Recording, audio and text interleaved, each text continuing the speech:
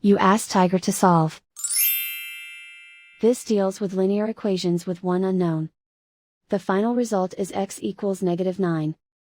Let's solve it step by step.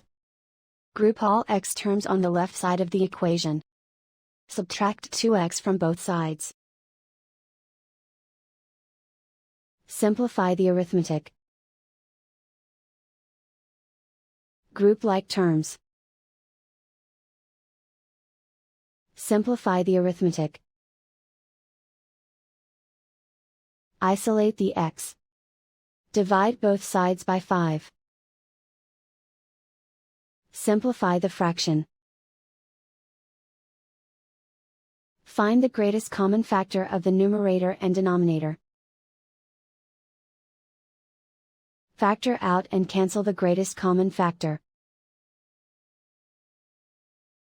And so the final result is x equals -9.